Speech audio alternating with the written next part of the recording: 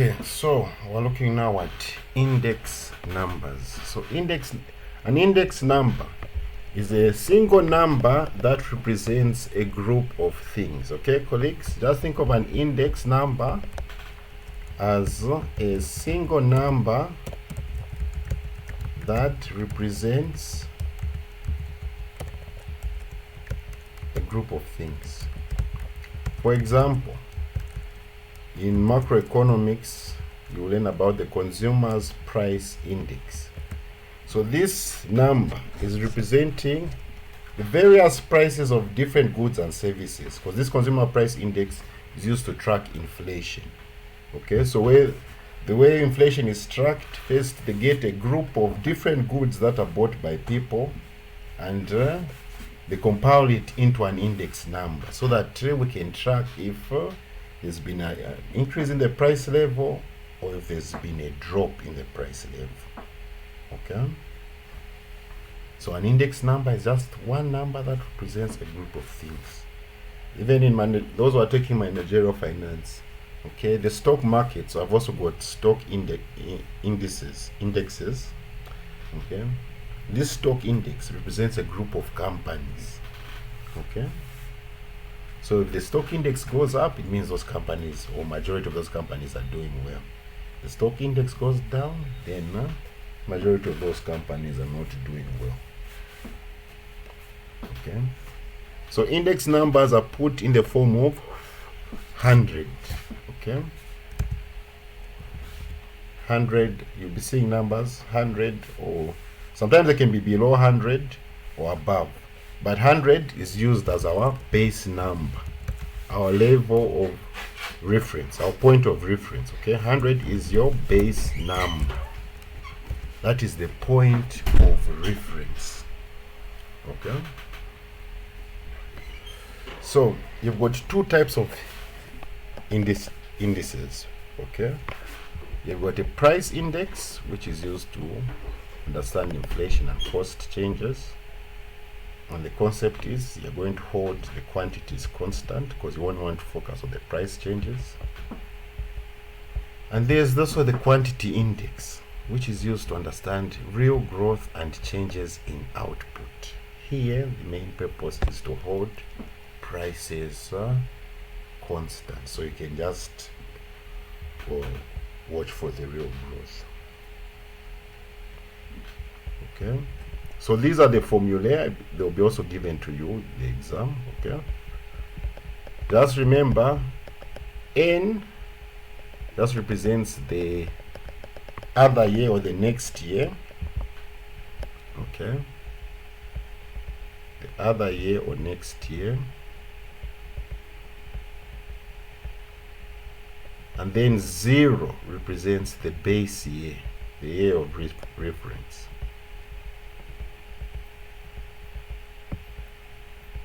Okay, so N, sometimes in other books you might find they use a 1. Just know that it's just for the year after the base year. Okay, then 0 is the base year. So as you can see here, PN, price of the other year, QO, quantity of the base year. PO, price of the base year, QO, price of quantity of the base year. Okay, this formula is just price and quantity. That's what you're dealing with. So where you see an N or a 1, you just know it's for the other year. Where you see a 0, it is for the base year. Okay, so we're going to look at a question.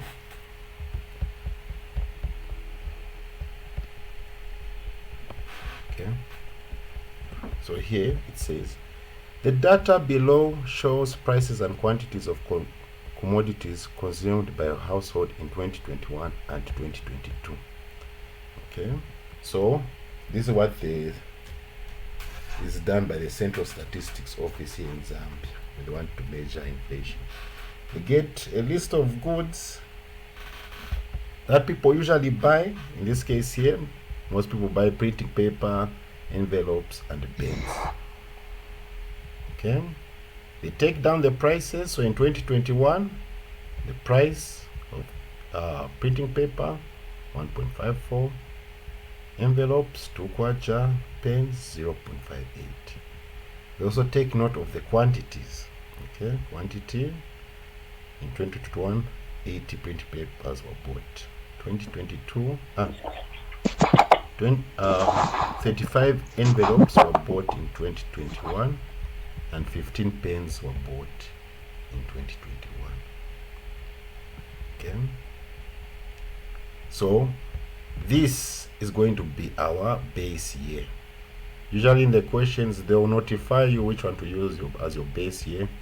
If it's not notified to you, just know the year which comes first is the base year. Okay, then we've got 2022, the prices and the quantities of the same goods. So here we're just trying to track inflation. Okay, because inflation, it's not just the increase in price of one good, no, in a increase in price of a group of goods. All right, yes. So the secret here, colleagues, just remember, indicate the price of the base year, like you see in here in my table, P0. 2020, the prices for 2020, we are putting them as P0, base year, price of the base year.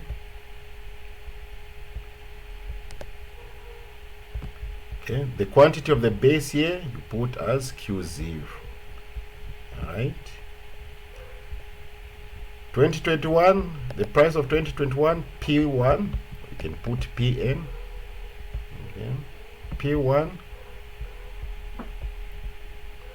Quantity of the next year, Q1. Okay. So after you have done this, colleagues, all you need to do is just multiply the price of the base year, multiply by the quantity of the base year. Have you seen this? POQ0, or multiplying the price of the base year by the quantity of the base year. So you say 1.5 times 80, you get 123.2. 2 times 35, you get 70. 0.5 times 15, you get 8.7. Any questions?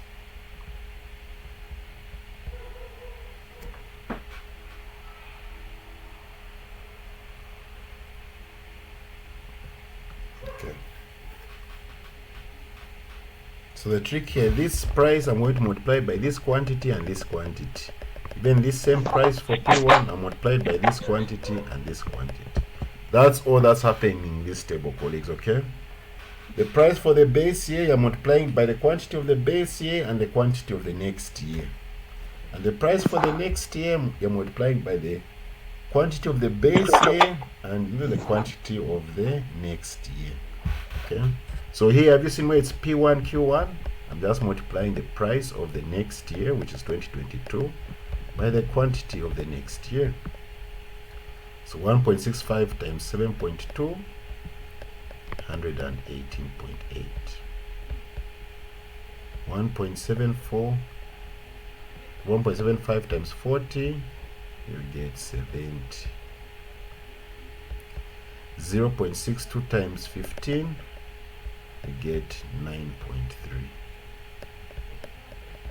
Okay, so that's how I advise you start. First, price of base year times quantity of the base year. Then price of next year times quantity of next year. Okay. Then next we say price of the base year times the quantity of the next year. Okay. So this 1.54, multiplying it by this 72,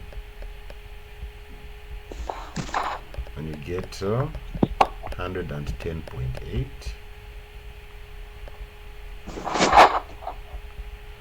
This 2, we're multiplying it by this 40,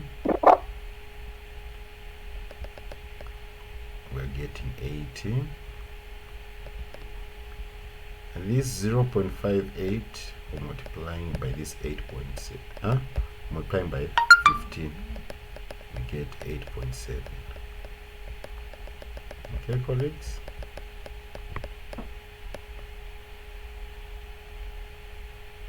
Yes.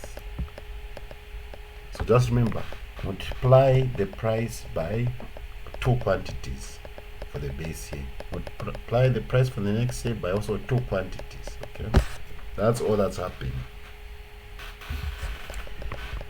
Then here, P1 times QO, the price of the next year times the base year.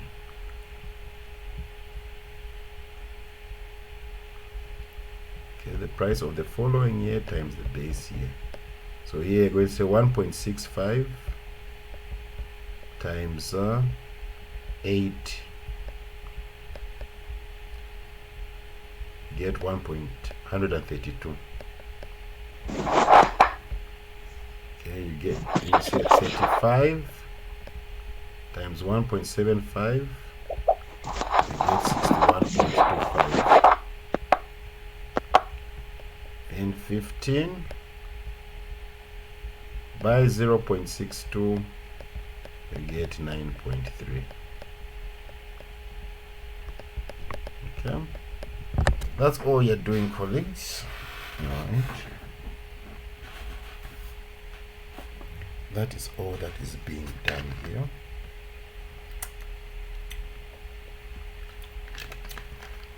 Then you just total up PO times QO, add these values, 123.2 plus this, get 209. 110.88 plus 80 plus 8.7, 199.58. 132 plus 61.25 plus 9.3, you get 202.5. 118 plus 70 plus 9.3, you get 198.1.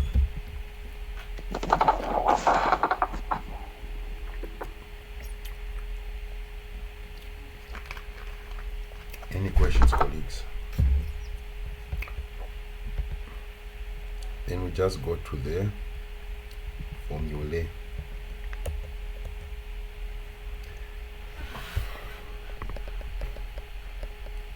Okay, so with this one as pairs formulae,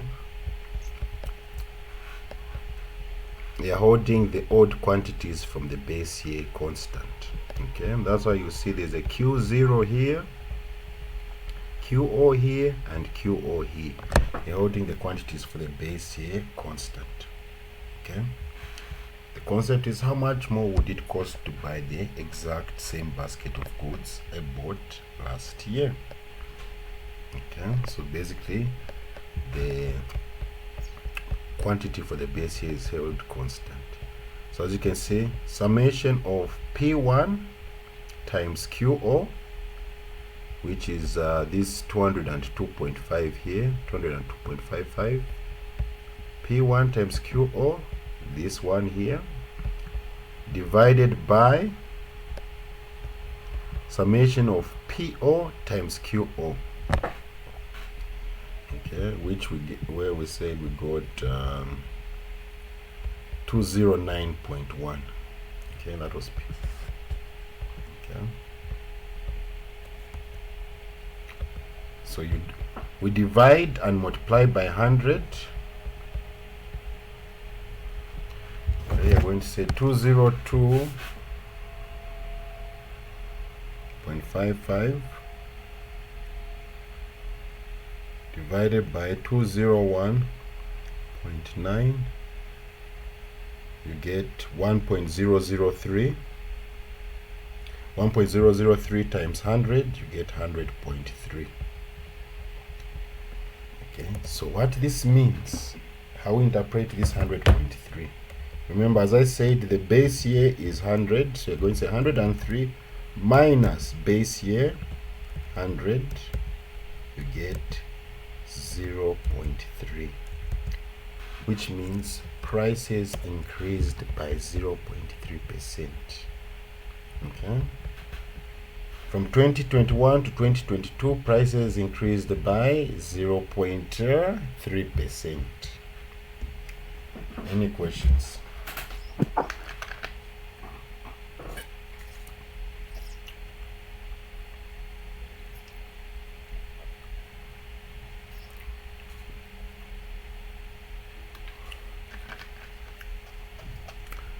Okay, we go to PASH index. Okay, PASH is price index. Okay, here we're holding the new quantities constant for the current year, okay, which is 2022. Okay, 2022 in this case is the current year. So you can see Q1 is the same here and Q1 is the same here. Okay, we're holding the quantities for the current year constant. Now this formula will be given to you tomorrow, so it's just a matter of you remembering, okay, where each value is. So it's summation of P1 times Q1. Summation of P1 times Q1, we got P1 times Q1, 198.1. 198.1 divided by summation of PO times Q1. Summation of the price of the base year times the price of the next year or the current year. Actually, our Q1, anything with 1 or n, let's just call it the current year. It sounds better to call it the current year than the next year. Okay, so PO Q1 199.58. So we're going to say 198.1 divided by 199.58 times 100. You get, so 198.1 divided by 199.58, you get 0.992 times 100, get 99.25. 99.3. Okay, so how we interpret this? So we say you're always comparing it against the base here. So 99.3 minus 100, you get negative 0.7. So what it's saying is the price has dropped by, inflation has dropped by 0.7%. Okay.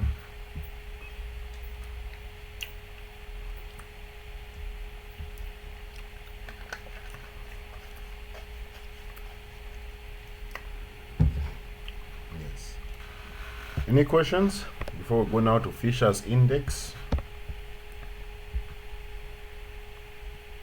which is trying to now find the geometric mean between PASH's and Laspeyres index? Because as we see with PASH, they told us price has increased by 0.3%, and with Laspeyres, they told us price has increased by 0.3%. With PASH's, they've told us inflation has dropped by 0.7. So we need to get the geometric mean of the two, so at least we can have a standard number for our inflation, if it's increased or decreased. Okay. So for Fisher's index, so the square root of Laspeyres index multiplied by PASH's index. Okay, so you say the square root of 100.3 times 99.3. So 100.3 times 99.3, get 9,959.79. The square root of 9,959.79 is 99.8.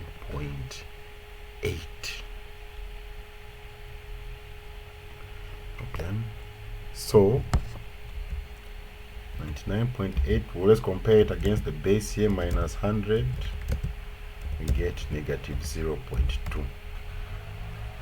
So according to Fisher's ideal index, inflation has dropped by 0.2%. Okay. From 2021 to 2022. Yes. Any questions?